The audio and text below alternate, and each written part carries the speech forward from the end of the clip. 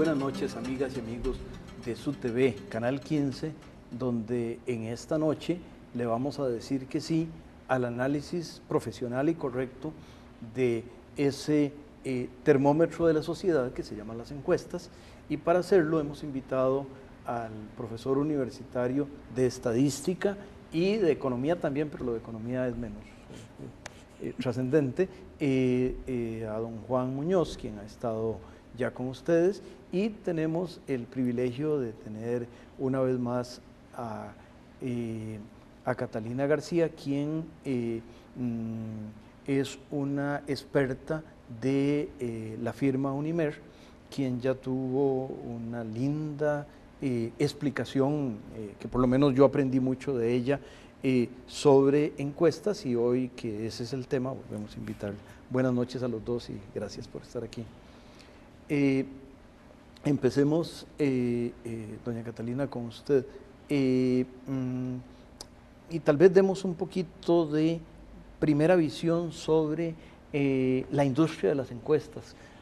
Yo sé que más o menos parte de cuando don Miguel Gómez las hacía para don Daniel Oduber, no de manera privada, y creo que no se conoció el resultado de eso, pero me parece que ese es el punto inicial, y don Daniel Oduber ya tiene un número significativo de años de habernos dejado, de manera que eso se ha expandido. Y cuéntenos un poquito de esa industria. Claro, muy interesante, sí, de verdad. Digamos, don Miguel Gómez es como el papá de la estadística aquí en Costa Rica, ¿verdad?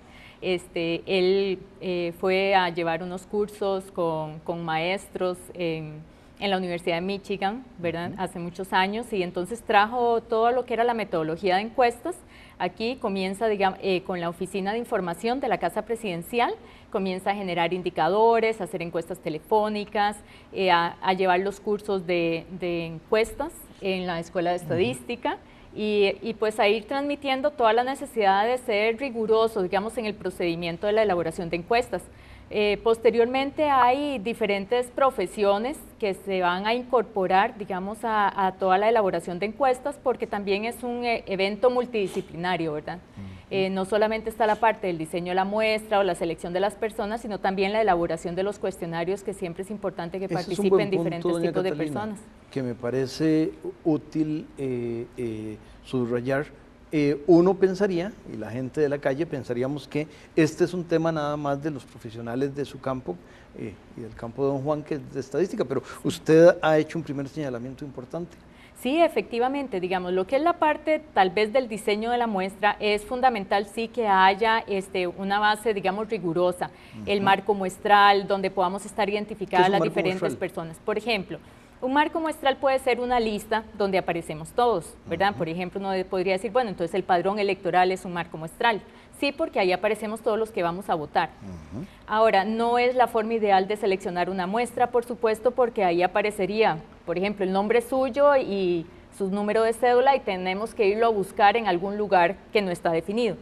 En lugar de trabajar con ese sistema, también, por ejemplo, hay otros sistemas que son mucho más prácticos. Por ejemplo, podemos tener los mapas del Instituto Nacional de Estadística y Censos, que son los que identifican a las personas con viviendas en segmentos censales y dentro de distritos, cantones y provincias. Entonces es más fácil ir ubicando a las personas de esa forma, ¿verdad?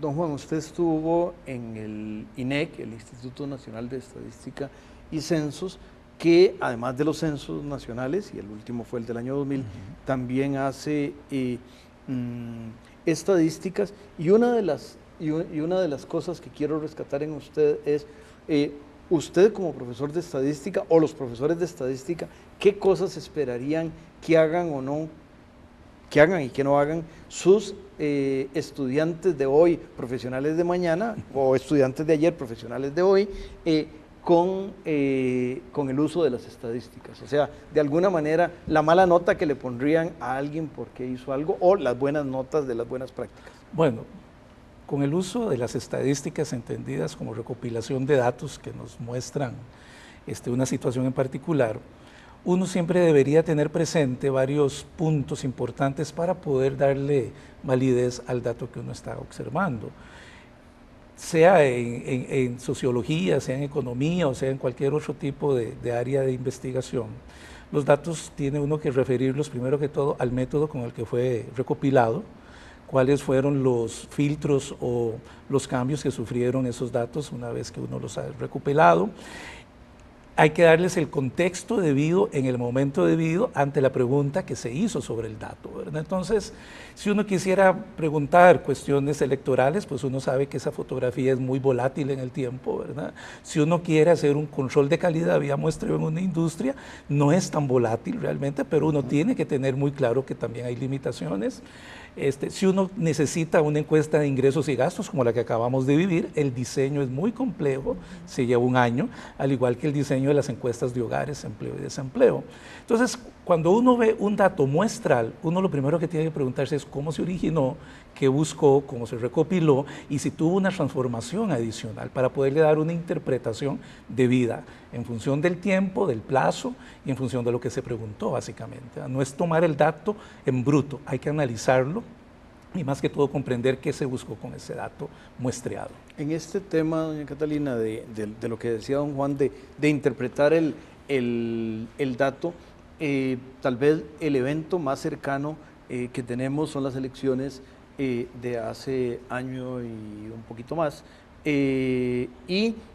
una de las críticas que se hace, don Carlos Paniagua, de su misma empresa, en la prensa reciente ha comentado ese tema, pero me parece útil escucharla a usted. Sí, bueno, efectivamente, por ejemplo, cuando nos enfrentamos a las elecciones nacionales de presidente, ¿verdad? Hay una serie de elementos que hay que ir considerando a la hora que uno está midiendo la posición de una determinada persona. Por ejemplo, queremos saber, bueno, qué tan informada está esta persona, cuál es su actitud, ¿verdad?, frente a las elecciones. ¿Es algo que lo emociona o es algo que lo aburre? ¿Ya le genera apatía o está enojado con el sector político? Entonces eso puede generar diferentes comportamientos. Al igual, digamos, que si uno estuviera hablando en el sector de comercial y de mercadeo, ¿verdad?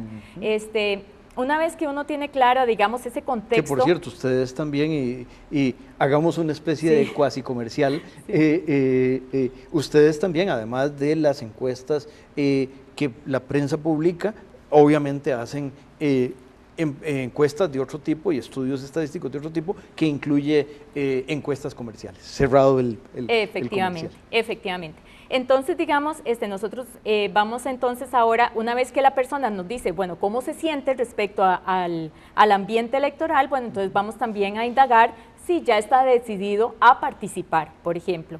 ¿Verdad? Porque en primera instancia es la primera decisión que vamos a tomar ahora. Ya no es tan claro como hace muchos años cuando las personas tenían por definido que participaban en las elecciones. Ahora es una primera decisión que tienen que tomar. O sea, ¿voy a participar o no voy a participar? Y eso es de la misma forma, a la hora que hacemos la encuesta, tenemos que también ir llevando ese proceso. Bueno, ¿esta persona está decidida a participar o no está decidida? Y las personas ahí nos pueden decir, bueno, sí, ya decidí ir a votar, o la verdad seguro no voy a ir a votar, o tal vez me dice, bueno, todavía tengo dudas. Entonces, de nuevo, hay que indagar, ok, esa decisión de no ir a votar es irrevocable, y la persona me podría decir, bueno, podría cambiar, entonces ya la ubico en otra posición, ¿verdad? O la persona me dice, yo tengo dudas. ¿Dudas de qué? ¿De votar por X o Y candidato o de ir a votar? Entonces, de nuevo, vamos a hacer una reclasificación de las personas. Y entonces nos vamos clasificando automáticamente en si somos muy seguros como votantes, muy seguros como abstencionistas, o si más bien estamos en esa área intermedia, ¿verdad?, de la posibilidad más hacia el abstencionismo o hacia el voto, etcétera. Entonces, digamos, esa es la primera parte que es muy importante indagar. Y la vez pasada, en las elecciones, se determinó que justamente, digamos, dentro de las personas que sí estaban decididas a participar, había una fuerte posición en favor de un candidato. Pero en el grupo ese que estaba indeciso, había un comportamiento diferente que fue evolucionando a través del tiempo. Y es muy interesante, entonces, ir evaluando justamente ese comportamiento de los indecisos. Y creo que el artículo de don Carlos planteaba, y lo publicaron en un diario semanal que tiene un precio mayor que el precio de los diarios cotidianos, de manera que tal vez es útil rescatar, y voy a hacer un poquito de eso, rescatar que él explica frente a la implícita observación de que la encuesta había fallado, él rescata el punto y más bien dice que ustedes indicaron algo que luego la historia validó. Exactamente, digamos. Digamos, ¿a qué nos referimos ahí? La posición, como le decía antes, venía, digamos, favoreciendo una diferencia importante entre dos candidatos. A principios de enero se comienza a dar un cambio en la evolución, y es que cambia incluso la dinámica de los partidos, la comunicación que hacen ellos durante ese periodo cambia totalmente, e incluso la orientación, hacia quién están hablando. ¿Verdad? Y si podemos recordar, había campañas bastante novedosas en eso a las que no estábamos acostumbrados. Ya para la encuesta que se hace justo al final de enero y que se va a publicar el 1, ¿verdad? de febrero, entonces en esa encuesta ya nos vamos a dar cuenta de que se ha reducido la distancia entre los candidatos, que es más, el candidato, digamos, en este caso, el presidente Arias, que iba en primera posición, ya ha perdido 7 puntos, ¿verdad? Y además, Solís sigue apoyado y sobre todo con una tendencia muy fuerte de los indecisos, ¿verdad? Incluso, si uno diseñaba el gráfico de la evolución, ¿verdad?, de las posiciones, y lo hacía milimétricamente, así viendo la evolución por días, prácticamente veíamos en el gráfico cómo las líneas iban a tener un encuentro estimado en los siguientes días, si seguía ese patrón de comportamiento, ¿verdad? De manera que entonces podríamos un poco concluir de que lo que don Juan dijo hace un rato, de que la lectura es en el momento particular, y que si uno quería hacer algún tipo de inferencia, o sea, algún tipo de predicción, tenía que hacerlo con enorme cuidado, y que hay la secuencia de las distintas encuestas. Claro, claro. Esto va un poco porque no sé si otras, pero la más reciente de las encuestas que ustedes han hecho sobre el tema del referendo, la hicieron con visitas domiciliarias y no por teléfono. Me parece que ese es un tema que es útil ahondar. Sí. Digamos, ahí tal vez retomando lo que decía Juan hace un rato, ¿verdad? En realidad es muy importante que las personas, a la hora que ven los resultados de una encuesta, analicen cómo se recogió la encuesta. ¿Por qué? Bueno, ¿qué es que valen más las encuestas domiciliarias que las telefónicas? No, pero representan poblaciones diferentes, ¿verdad? Y, por ejemplo, si en otra época era más la población que tenía teléfono, aquellas de nivel medio y nivel más alto. Con esa observación vamos a pedirle al canal que le dé a las amigas y amigos un mensaje que tiene para ellos.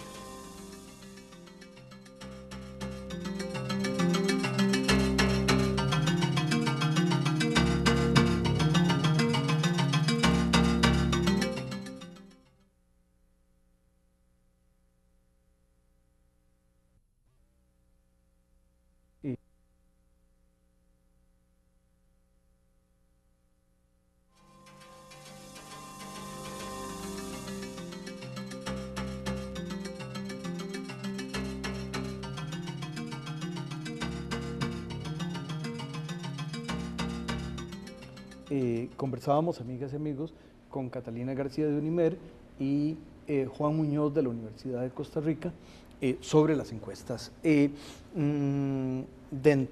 espero que no sea una pregunta de respuesta condicionada, pero me imagino que ustedes en Unimer tienen previsto que antes del 7 de octubre habrá, me imagino que por lo menos una encuesta más. Sí, muy probablemente, porque en realidad, digamos, en la medida en que nos vayamos acercando, ¿verdad?, en esas fotografías, pues es más fácil, digamos, dar seguimiento y lograr mejores resultados, ¿verdad?, en la aproximación. Y un poco por eso de que nos vamos quedando como con ciertos números en la mente, ¿verdad? Y en la medida en que podamos medir lo más cerca posible del momento, pues esa fotografía va a ser más precisa, ¿verdad?, más exacta. Don Juan, de nuevo un poco yo no sé si de abogado del diablo o abogado de San Miguel Arcángel o qué, pero ¿qué observaciones harías a este proceso de Unimer y las encuestas. Bueno, retomando un poco el hilo de la conversación inicial, nosotros deberíamos tener claro que la encuesta es un instrumento de medición en un momento dado. Ese instrumento de medición puede estar sujeto a errores, riesgos, incluso involuntarios por el que diseña la encuesta, y en ese sentido, pues si bien nosotros tenemos criterios de niveles de confianza para tomar bien la encuesta, tenemos también niveles de error aceptable, pero aún así hay situaciones, especialmente cuando uno trabaja con poblaciones humanas. Explica por favor esto de error aceptable, porque recordemos que algunas de las amigas y amigos que nos están acompañando no son técnicos en estas cosas, y entonces cuando oyen la palabra error podrían pararse. A mí no se me puede parar el pelo, pero alguno de las amigas y amigos que nos... Bueno, es que el tema es que al muestrear poblaciones, en este caso humanas, como la estamos refiriendo, uno siempre va a dejar de lado personas que eventualmente van a tener respuestas diferentes a las que están dentro de la encuesta.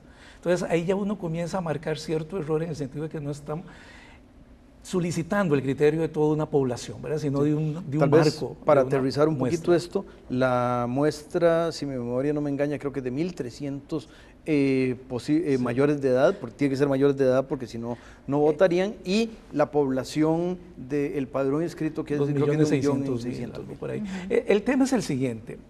De hecho, nosotros en la práctica no podemos estar haciendo cada 2 o 3 meses, y aquí Catalina es la que me gusta de eso, censos. Sencillamente, incluso el censo tiene sesgos. Un ejemplo típico, sí, señora, ¿cuántos años tiene usted? 35 y aparece de 60. O señor, ¿cuánto gana usted? 100.000 y tiene un BMW estacionado en la casa. Entonces, incluso los censos pueden tener errores, ¿verdad? El tema es que nosotros no podemos estar haciendo muestreos con tamaño grande. Hay técnicas, y eso es todo un diseño muestral que uno estudia y aplica para reducir en la medida de lo posible el tamaño del error que uno va a cometer al dejar por fuera personas que van a tener un criterio diferente a los que están dentro de la muestra. Entonces eso es lo que uno tiene que manejar de una manera cuidadosa, ¿verdad? Entonces si uno quiere un error más pequeño, pues se sabe que la muestra va a tener que aumentar en tamaño, ¿verdad? Y eso implica costos de recopilación, costos de administración de los datos y de los cuestionarios. Inclusive, y esto es algo muy importante que uno debe tener presente, uno puede tener el nivel de confianza bien establecido, si me siento confiado con esta muestra, puede tener bajo control el error de la muestra, pero pudiera darse el caso de que el cuestionario esté mal diseñado. Entonces resulta que uno puede encontrarse cuestionarios completamente sesgados con la respuesta. ¿Usted está de acuerdo con el crimen? No, ya se sabe cuál es la respuesta, ¿verdad? Entonces, si aparte de esos errores que la técnica lleva consigo y que hay que controlarlos, le metemos un tema de que dependiendo de la forma en que se haga la pregunta, dependiendo de la forma en que esté formulada, entonces el error puede ser mucho más grande, ¿verdad? Porque ya no sería un error, sería un sesgo. Y ahí uno tiene que tener mucho cuidado, por eso decía Catalina muy bien, este trabajo es multidisciplinario, porque alguien tiene que ayudarnos también a hacer las preguntas con el menor signo posible de sesgo, los más neutras posibles. Si uno no cumple con eso, el problema de la muestra puede ser realmente grande.